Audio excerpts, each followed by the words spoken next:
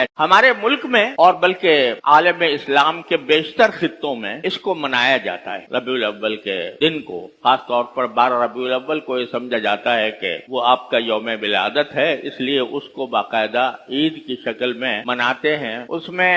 عمارتوں پر چراغاں ہوتا ہے، اس میں جلوس نکالے جاتے ہیں، اس میں محفلیں منعقد ہوتی ہیں جس میں نبی کریم صلی اللہ علیہ وسلم کی ولادت کا تذکرہ ہوتا ہے، جس میں سرکار دو عالم صلی اللہ علیہ وسلم کی سیرت و سنت کا تذکرہ ہوتا ہے، جگہ جگہ گلی گلی جلسے ہوتے ہیں۔ یہ سب کارروائی تو بے شک ہو رہی ہے، لیکن سوال یہ ہے کہ اتنی خوشیاں منانے کے نتیجے میں کیا ہماری زندگی میں کوئی تبدیلی، کوئی انقلاب کبھی آتا ہے؟ جلوس بے شک نکال لیا عید میلاد النبی کے نام سے، تقریریں بے شک کر لی اور عمارتوں پر چراغاں بھی کیا، بلکہ بعض ایسی باتیں کی جن کا شریعت میں کوئی جواز نہیں۔ بعض جگہوں پر یہ سننے میں آیا کہ روضہ اقدس، سرکار دو عالم صلی اللہ علیہ وسلم کے روضہ اقدس کی شبیہ بنا کر اور اس کے گرد لوگ طواف کرتے، جس کا کوئی جواز نہیں۔ یہ ایک طرح سے شرکیہ رسم ہے، اور جس طرح چراغاں کرنے کے بعد اور روضہ اقدس کی شبیہ بنانے کے بعد جس طرح وہاں پر ایک طوفان برپا کیا جاتا ہے، نعروں کا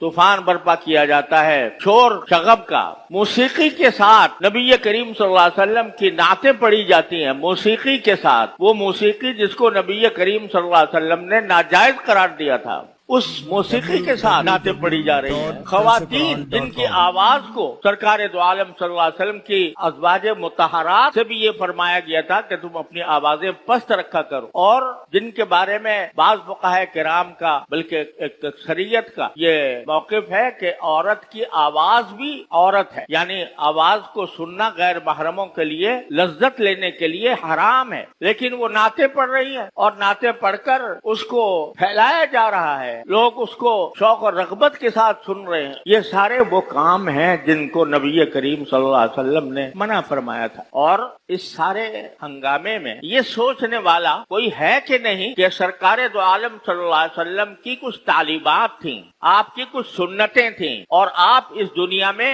اس کام کے لیے نہیں آئے تھے کہ آپ کے نام پر میلے لگائے جائیں۔ آپ نے یہ فرمایا تھا کہ لا تتخذوا قبری عیدا، کہ میری قبر کو بھی عید نہ بنانا، میلہ نہ بنانا کہ وہاں پر میلہ لگاؤ۔ میلوں کو آپ نے منع فرمایا تھا، لیکن آپ کا جو اصل مقصد تھا وہ دنیا کو، انسانیت کو ایک صحیح اور اللہ تعالیٰ کے رضا کے مطابق زندگی گزارنے کی دعوت تھی۔ وہ دعوت کہاں گئی؟ وہ ان میلوں ٹھولوں میں کہاں گم ہو گئی؟ کتنے لوگ ہیں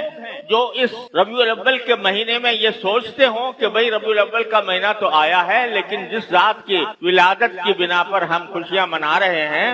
اس ذات کی تعلیمات میں سے کون سی تعلیم ایسی ہے جس پر عمل کر رہے، کون سی پر عمل نہیں کر رہے؟ اور اگر نہیں کر رہے تو کم از کم اس مہینے کے اندر یہ جائزہ لے کر اپنی اصلاح کی فکر کر لیں۔